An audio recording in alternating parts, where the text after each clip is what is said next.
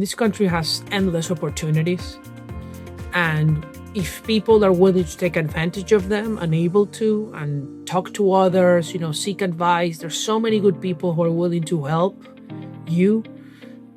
There is no limit to what you can achieve in America. The only limit is yourself, and I think that's still the case, and that will be the case even more in the future. Welcome to the Going Big podcast. I'm your host, Kevin Gentry, and this is the place where we celebrate bold moves and big ideas.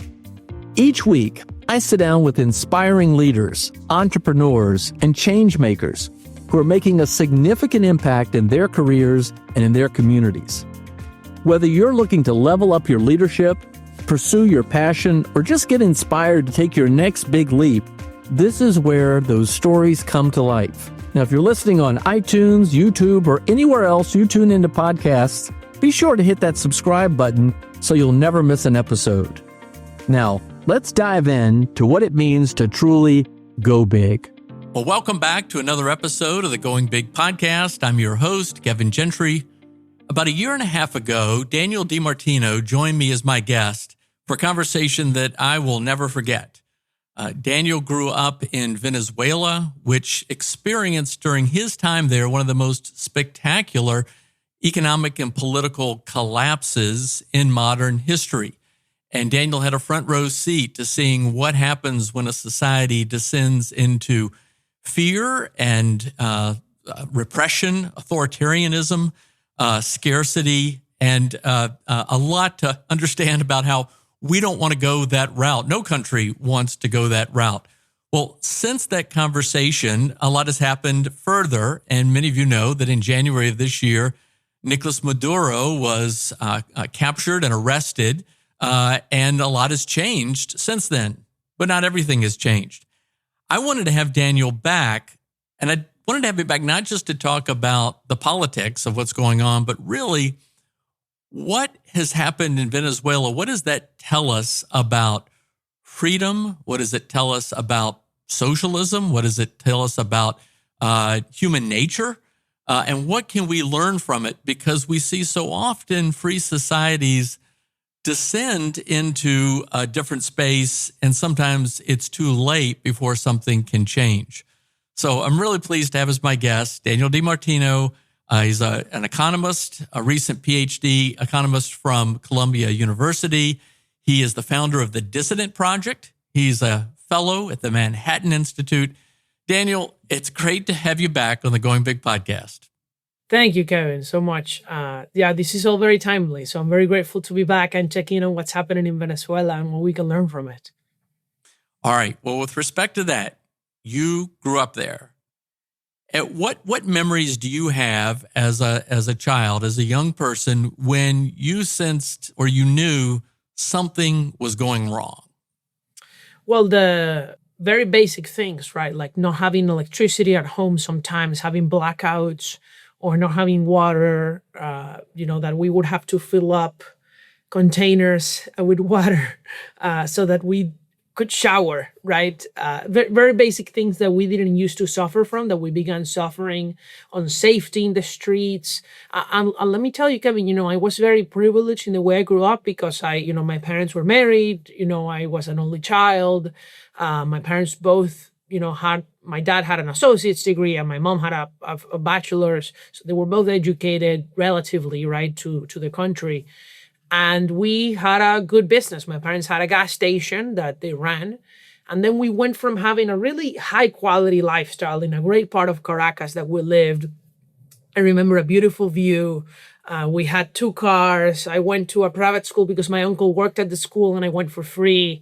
I loved my classmates. Really an ideal life that turned into a nightmare over time because of shortages, inflation, crime, inflation in my cafeteria, shortages that I would have to line up for hours with my mom. And that really changed the country to one that was unrecognizable. Well, when did you realize you also needed to get out? I mean, what were the circumstances that have you today in the United States? I think I always point out to when I was 12 and I started reading Milton Friedman, when I read Free to Choose, because he was talking about the situation, the policies that destroyed Cuba, the USSR, and then different examples of that in the United States, and kind of like connecting the ideas of economic freedom to the practice and the reality. I just thought this is exactly, I mean, these socialist policies are exactly the thing that are destroying Venezuela right now. It's the same thing the Venezuelan regime did with the same result as in Cuba, as in the Soviet Union. And therefore, it means it's just a matter of time until people starve to death in Venezuela. It's just a matter of time until there's a massive refugee crisis. And that means several things. One thing it means is that if you look at this crisis through our history, the people who manage to survive or thrive the most from it are the people who leave early enough, right? Who don't lose the value of all their possessions. And that's when I thought, well, I mean, at least for me as a young man, my only way out is to go to college abroad, right? And then get skills better there, then maybe move to another country. I don't know what the future would be, but certainly to leave Venezuela. And then for my parents, it would be sell everything you have as soon as you can, because it's going to be worth less every single day that passes. And so I really managed to pressure them to leave as well. Well, I applaud you. And there's a lot we want to talk about today. That you today are very active in the media. You write a lot, you speak a lot. And what I've seen you say is that for immigrants who come to the United States, they have a different sort of appreciation and understanding for the opportunity that exists that maybe many lifelong Americans don't readily see. What was that moment that when you came here to school that you said, something a little different here? Well, there were many cultural shocks, right? Some of them were very casual things like, there's a lot less physical touch in the United States relative to Latin America. We are hugging people in Latin America. We are kissing people. Men and women kiss each other when we greet each other in Latin America. So that was the first thing that actually I immediately made that mistake. and so things like that, but those are more cultural, tiny aspects. One thing that really did shock me was how many people who, I considered and still consider obviously America an amazing, great country, but they really disliked their own country. They hated their own country. I met students in my university in Indiana who were ashamed of being Americans and wished they hadn't been born here. In Venezuela, you can understand that sentiment now because it's truly a miserable place to live, right?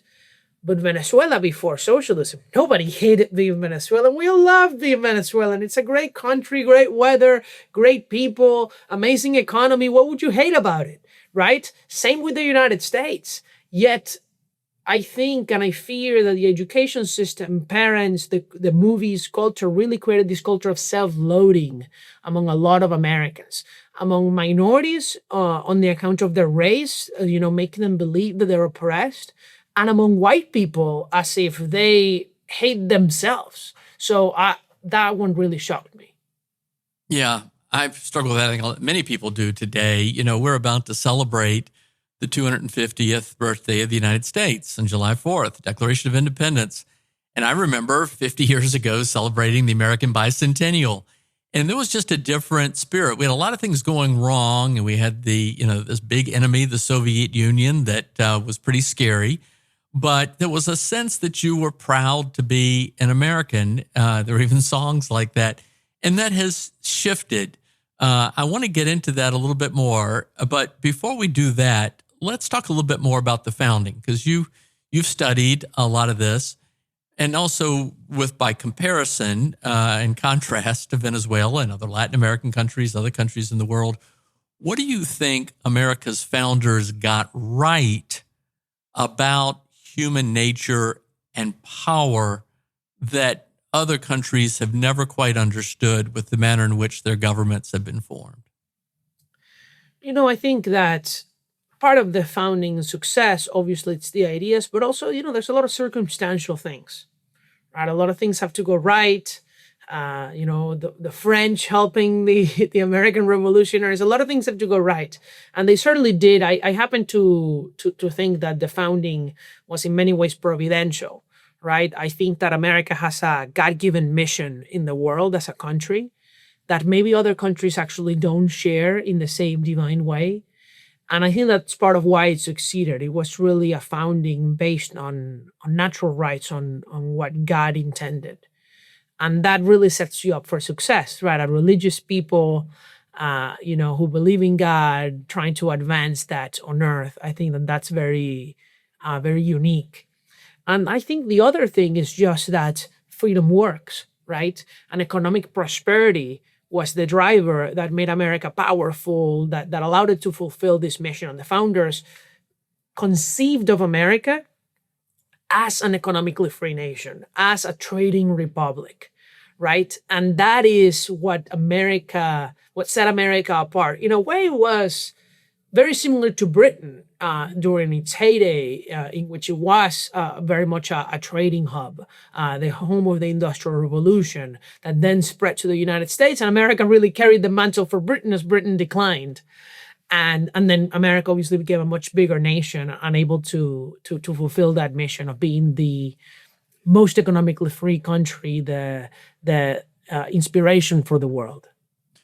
So the New World, when it was discovered by the Old World and settled by the Old World, we have certainly the American experiment. Lots of countries in Latin America went a different route. You had a very different situation with respect to Spain and Portugal, especially as a sort of a very top-down approach from the Spanish governments relative to us winning our freedom from Great Britain and America. What do you think? So socialism wasn't a theory per se at the founding of the United States, but collectivism versus freedom. I'm interested first in your perspective, coming from Latin America, and that sort of exceptional element of America about our independence, our self-reliance. Is that something to you that's noticeable and special and unique? And if it is, tell me your thoughts on that. Well, I think that a fundamental difference between the Latin country colonies and the British colonies was also the method of colonization and who came to colonize, right, to settle. And in the British colonies, it was settlers who were seeking freedom in many ways. And it was a corporation, an individually led settlement, right? In Spain, in Portugal, in the French colonies, it was all a government-led settlement. It was the government who were there to colonize, and it was their property, they managed it directly. The American colonies and the British colonies were very different. And, there was also a lot of differences. I will say you have to give credit to the Spaniards. They were much more, opposed to slavery, I guess, than the Portuguese, the French, or the British. And I would say that the racial situation in the Spanish colonies was much better than in the other ones. But certainly the Portuguese probably got the worst of all worlds, right? Because they had the government-led colonies and then the worst enslavement of them all. And the Brits in many ways were better because they banned the slave trade, right? Worldwide. But I think that with respect to the system of government, the Latin colonies inherited a much more centralized system of government than the American colonies. And the Canadian ones, right? Even Canada today is a much more economically free country than the Spanish, French, or Portuguese-speaking nations. All right, well, let's talk about that. And I think you're bringing up Canada is a good point. And we referenced, of course, the old world in Western Europe. Okay, for you, socialism is not an ism. It's not a theory. It's a reality. You saw the harsh truth of what happens when you pursue those policies, that it leads to scarcity, ultimately repression and fear and authoritarianism. What do you think wealthy societies like the United States, Canada, Western Europe misunderstand and get wrong that allows them to slip into ultimately scarcity, worse situation, and ultimately, repression?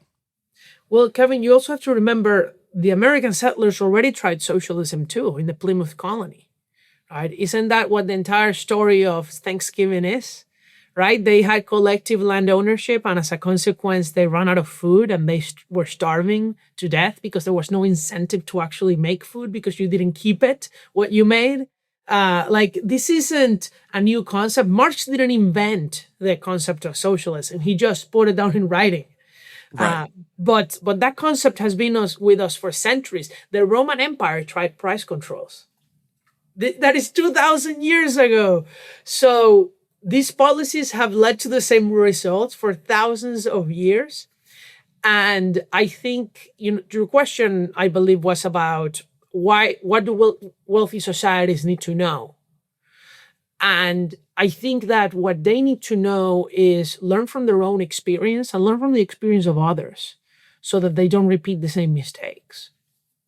Okay, great. That's awesome. Because I guess it was Thomas Hobbes who says that, for most of humanity, life is nasty, brutish, and short. And we look back over time. It was, you don't want to look back to the past fondly. It was pretty bad. And you had capricious rulers who did bad things to their subjects, and you had to be on the good side if you had any hope. And then boom, we have this American experiment, and it flourishes. But yet, the natural tendency of things, we've seen this around the world, and we saw it in Venezuela firsthand. The natural tendency to things is when you ultimately get to abundance, it leads to elements of envy. It leads to elements of desire to want to redistribute, and then use the power of government to step in, and ultimately it kills the goose that laid the golden egg. Is that fair? I mean, that's my view of the theory. That's my view of what I've observed. But you lived it firsthand in Venezuela, and you've come to the United States and continue to study it. But you know what I find interesting about American socialism today is that it's very different from socialism in Latin America in many ways. Even in Europe, it is not high-income people who are voting for socialists in Europe or in Latin America.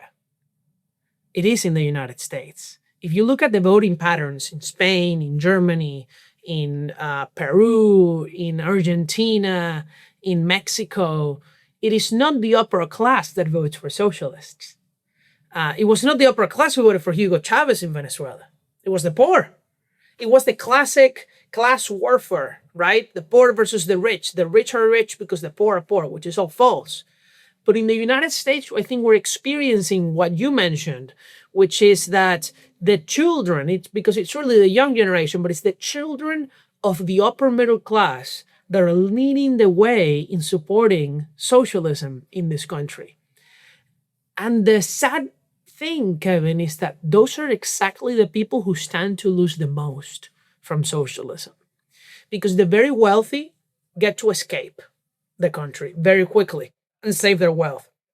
The very poor are already very poor. They're going to be worse off, it's true, but they're not going to fall as much as the upper middle class is going to fall. And it's the young upper middle class that is going to be harmed the most because they're going to lose their prime years of life under these policies and system. It's people like myself, right? That I never voted for these people. I was born into this system. Chavez got elected a month before I was born, right? And I paid for the price of somebody else's choice. Well, why do you think that is happening in the United States? I think that we are part of a huge collective brainwashing project that in part is self-inflicted, but in large part, I have to say, it is a foreign influence operation to destroy us from the inside. And I know that sounds like really evil, conspiratorial, but look, the Soviet Union has been trying to subvert the United States since it existed. It just fell apart, but the Soviet Union is not the only country trying to do this. Cuba, a U.S. ambassador, is now about to be denaturalized because he was for 40 years a Cuban spy. The Cubans fund programs all over this country and nonprofits. So do the Chinese. The Chinese have police stations in this country. Come on. Like they had centers and universities funded, the Confucius Institutes. The Russians, they fund social media propaganda campaigns in both parties, right? In both sides of the political spectrum to promote these things. What is the goal of the enemies of the United States? The goal is to beat us. they cannot beat us militarily, so they try to beat us through the democratic system, right? They fund nonprofit groups, social media campaigns. They try to polarize the country. They try to stop our economic progress, right? And how do you stop our economic progress? With socialism, because socialism works to destroy countries. It's the most effective way to destroy your country. Therefore, what kind of policies are other countries going to promote in America? It's socialist policies. All right, my friend. Well, I'm going to challenge you back a little bit on this. Okay. So I certainly agree with you that socialism is bad. And it's not, the theory is bad, and it's not that Venezuela is somehow an imperfect example of socialism. There's no perfect example of socialism. That's why no one has actually seen it really manifest its greatness and all that stuff. It's bad because, we can make better decisions on our own as part of a voluntary marketplace than a collective government entity can make decisions for us. For a variety of reasons, that's why it fails. All right. And I agree. It's very possible and likely that we know we have foreign enemies and they don't have our interest at heart. And it's very possible that there could be conspiracies that are working against us. Maybe what has happened in our educational system is a conspiracy. I tend to think instead it's just the fallen nature of man, and it's human nature. We envy, we want what others have produced. Sure. They're just elements, and we need sometimes to restrain those urges. Have those urges restrained. But so I don't know. I don't know whether I'm going to completely agree with you, but I want to tease it out a little bit more, because I think as we see with Venezuela, as we are seeing in places recently, not completely, like Chile, Peru, and Latin America, certainly as we are seeing in Western Europe, especially the most western part of Western Europe, the most industrialized part, the part that was not part of the old Soviet Union, in Canada especially, and in the United States, and within the United States, places like California, Chicago, New York, these engines of prosperity descend into a collectivist view. Why is that? Why does prosperity slip into this? So I'll tell you about that too, but also I want to say, yes, I do think that even if it's not the catalyst, it's the mechanism that these foreign regimes are actually helping this. Kevin, the mayor of Los Angeles, Karen Bass, was trained in Cuba as a teenager with terrorists who were planting bombs in this country.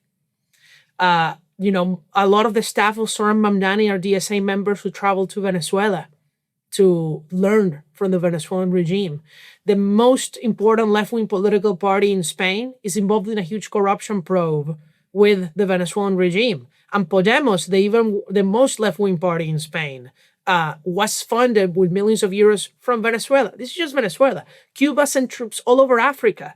They propped up dictatorships in other countries, Somalia, Ethiopia, Angola, Congo, right? The Cubans have been intervening everywhere.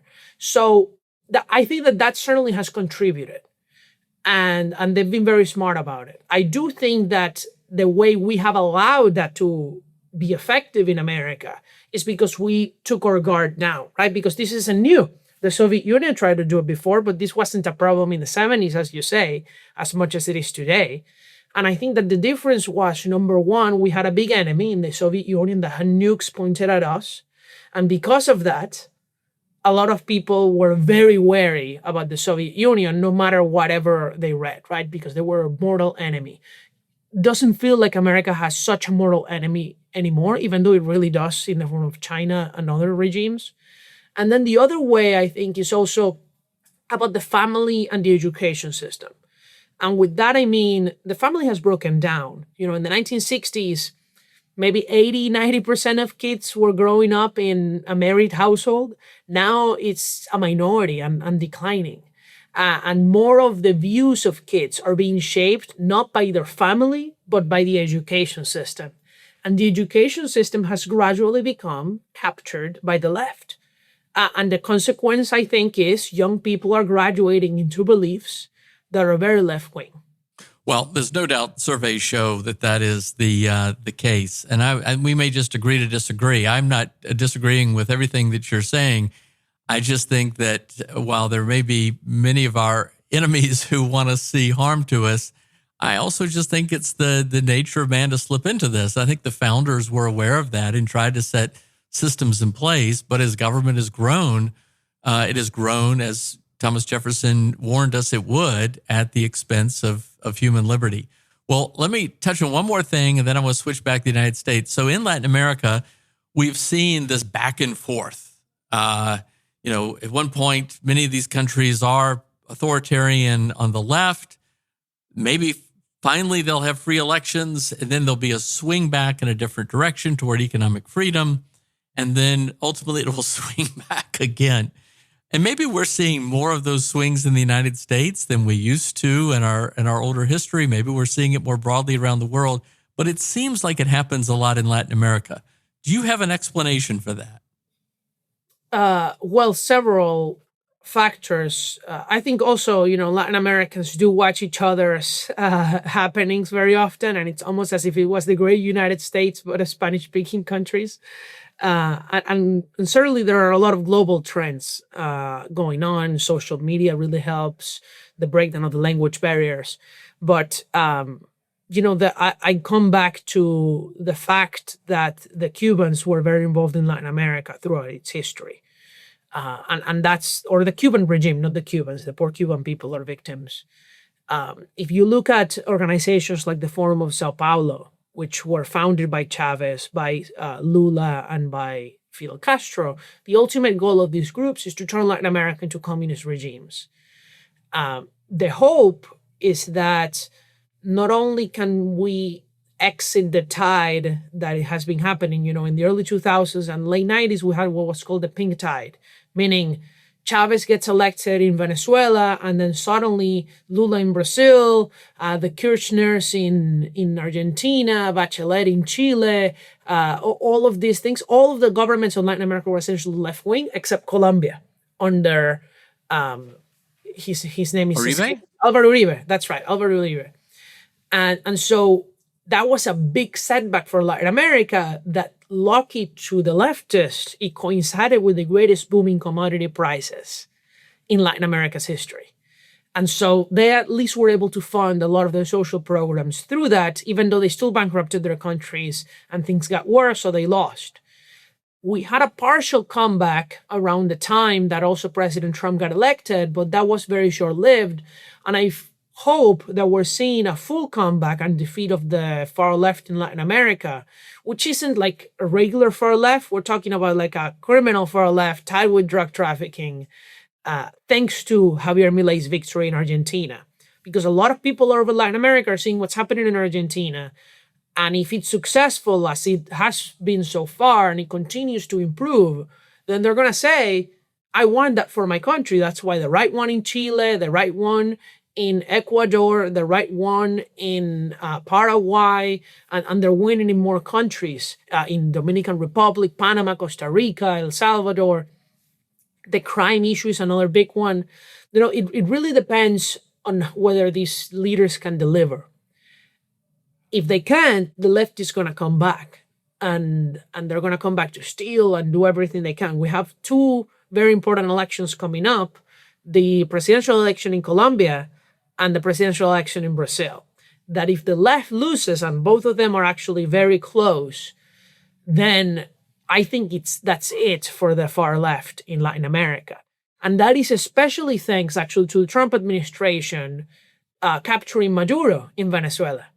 Because with Maduro captured, with the Cubans surrounded, neither Cuba nor Venezuela has the chance to influence elections in other countries.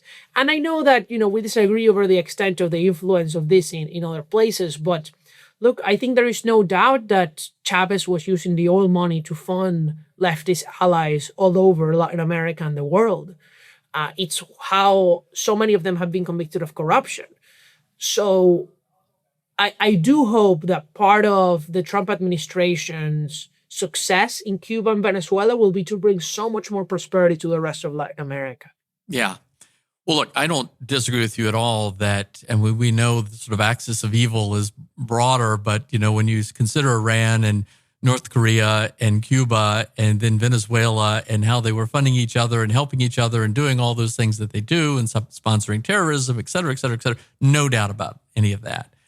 I think you can take that argument too far and fail to acknowledge that the natural tendency of things is for government to grow at the expense of personal liberty. Yes. And it is remarkable that the United States has survived for 250 years because so many wealthy societies ultimately go through this cycle where they descend into poverty as a result of the changes in power dynamics. But all right, we may come back to that. I want to touch on something else based on your field of study. I mean, you came to the United States legally. You fully assimilated to the United States. You're very much a part of our culture. You're part of our national media conversation many times. You mentioned the nature of Latin America being, with the exception of Brazil and a couple other very small places, united in language in Spanish. There are 670 million, I think, Spanish-speaking people in Latin America, and then you have about 67 million, about 10% living in the United States. There's been assimilation, and then there's not been assimilation. Yes. You have strong views on this. Why is assimilation important, and what can you recommend or encourage us to consider? Yeah, there are ways in which assimilation is very good, and we need to encourage it. Among them is what you mentioned, language. And language isn't just important for immigrants to learn the language of their host country. I'm not talking about just the United States. I'm talking about immigrants in Germany should learn German. Immigrants in Spain should learn Spanish, right? Just like immigrants in Venezuela should learn Spanish too. My grandparents were from Italy. They speak Spanish. Yeah, so they speak Spanish with an Italian accent, but they speak Spanish. And decent one. So that is important because it's also good for the immigrants.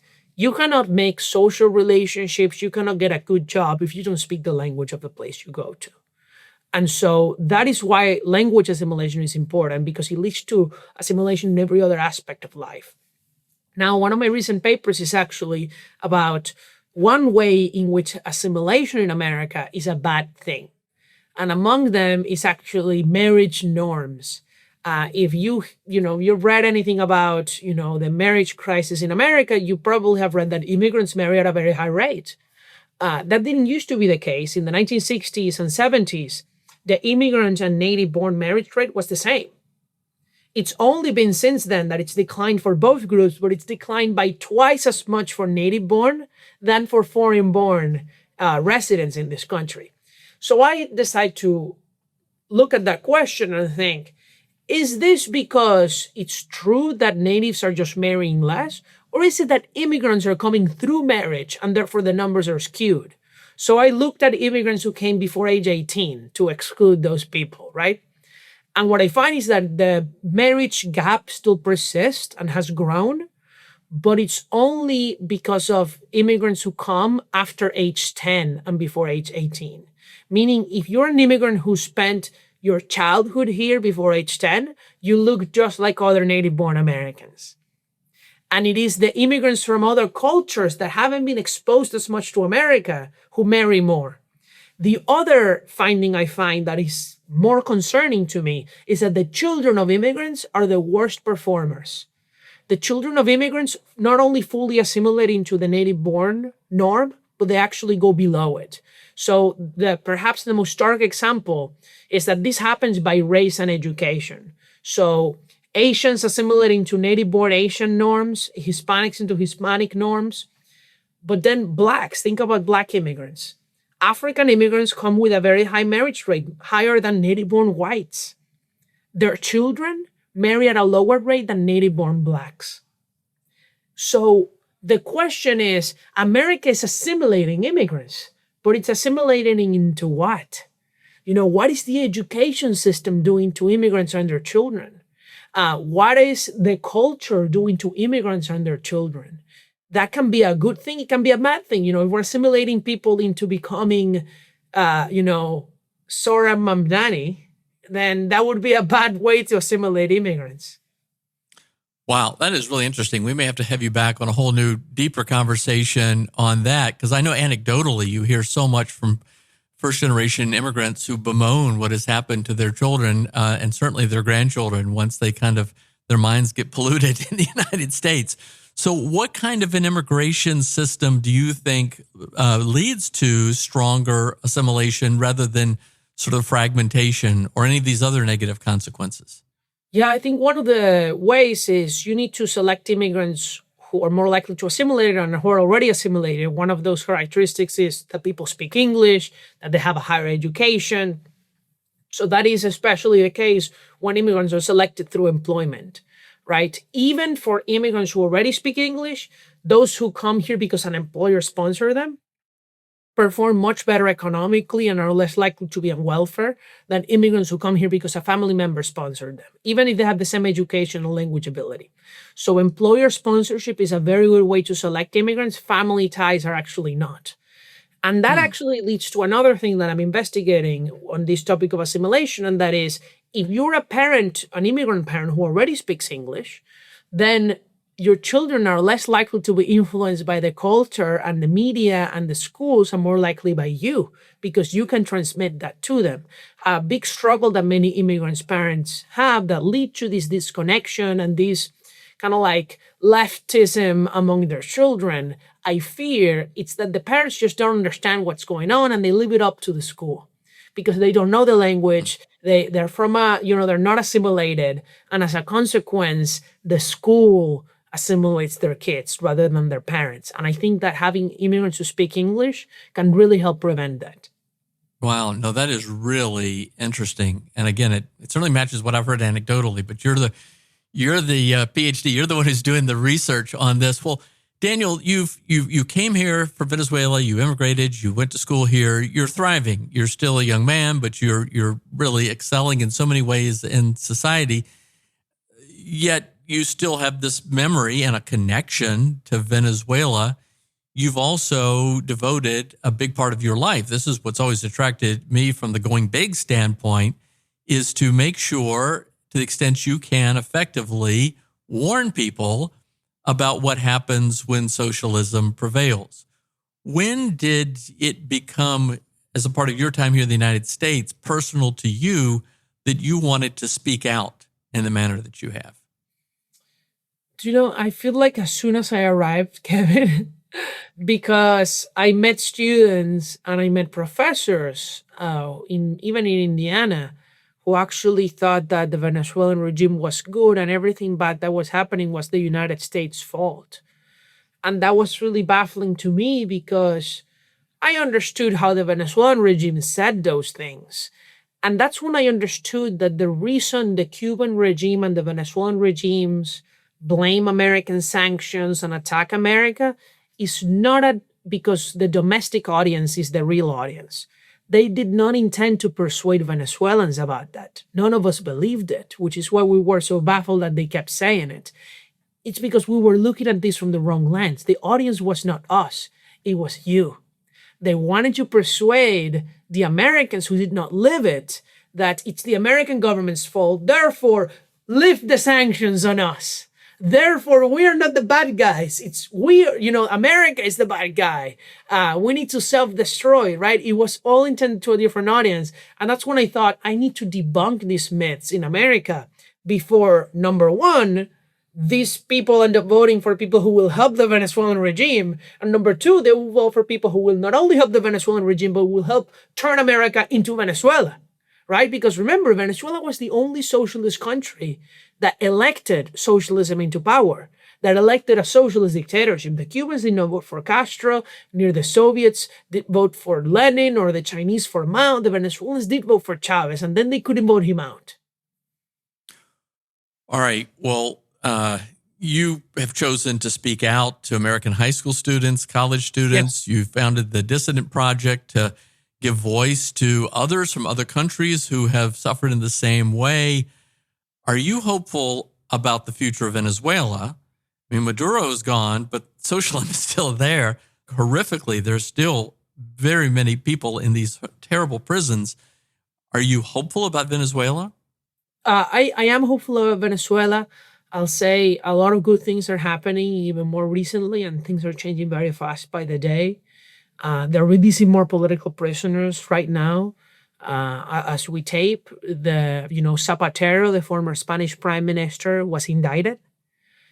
He has been a thug who has collaborated with the Venezuelan regime for years. And I'm very hopeful that a lot of the foreign allies of the Venezuelan regime are going to be brought to justice, and that the Venezuelan regime is collaborating to do this. Just like Alex Saab was extradited back to the United States, he is a Colombian, Lebanese, Venezuelan financier who helped Maduro launder money and run PR operations in America. And Biden gave him a presidential pardon after he had been convicted.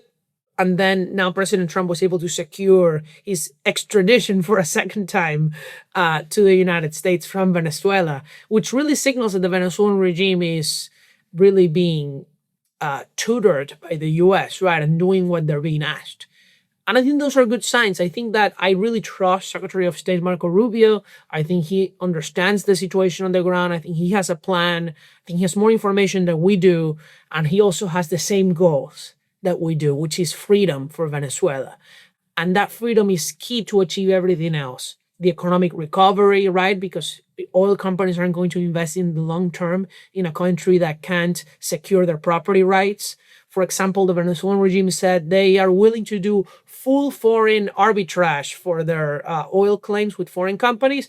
And that's great if a U.S. court has jurisdiction, but jurisdiction for what? If there are no assets as collateral in the United States, the jurisdiction is meaningless. The court can rule in favor of the American oil company, and then how are they going to confiscate the assets in Venezuela to get paid back? They have no jurisdiction in a foreign country. So you see how democracy and prosperity really matter so that everything else works out. All right. Well, as we begin to celebrate America's 250th, July 4th, 2026, are you hopeful about the future of America?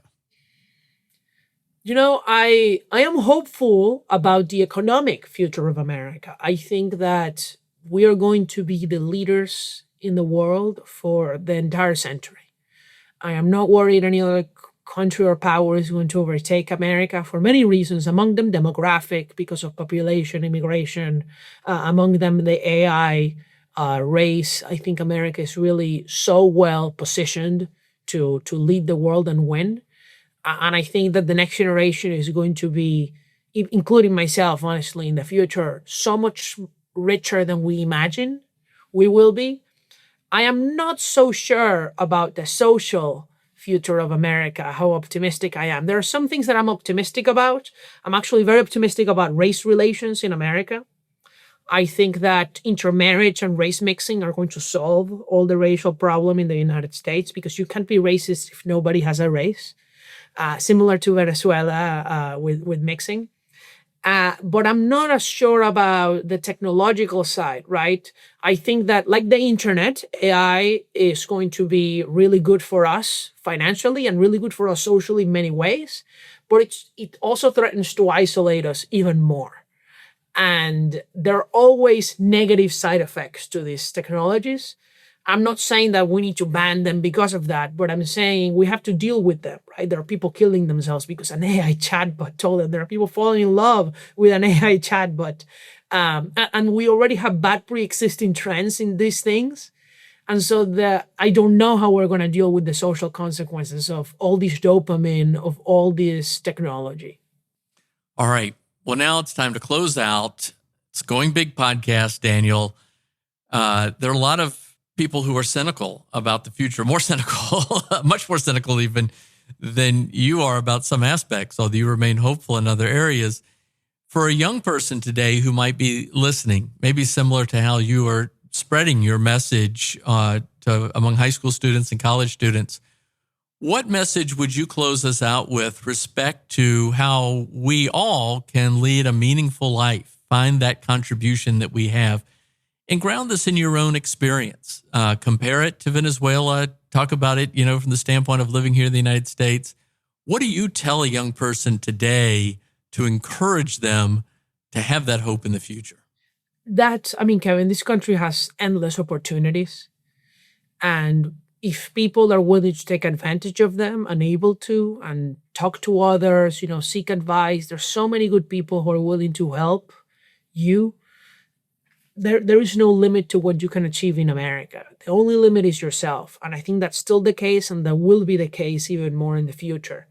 So I really am optimistic about, if you're a normal person, a smart person, I think you can really become anything you want in this country. The question is finding out what you want. And I think that that's really the challenge that Americans are facing, is that a lot of people don't know what their purpose in life is. And I think that that comes from God. And maybe that's part of why we're facing a crisis, is that we have a huge decline in religiosity. So I think that if people find God, I think that if people try to understand what is my God-given purpose, right? America as a country has a purpose, but also all of us individually, especially all of us individually.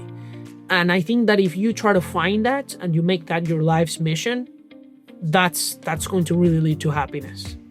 Well, Daniel Di Martino, it's always great to be with you. Always learn something. I'm sure there are many occasions in the future we will have you back, because there are many more topics I know you will dive into.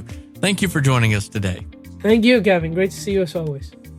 Thanks for tuning in to the Going Big podcast. I hope today's conversation left you feeling energized and ready to tackle your biggest goals. Don't forget to subscribe and leave us a review on iTunes, YouTube, or wherever you listen to podcasts. It really helps spread the word, and it gets these inspiring stories out to more people. You can also find more content, resources, and updates at our website, goingbigpodcast.com. Remember, the only limits are the ones you don't challenge, the limits that you impose on yourself. Keep pushing, keep growing, and above all, keep going big. See you next time on the Going Big podcast.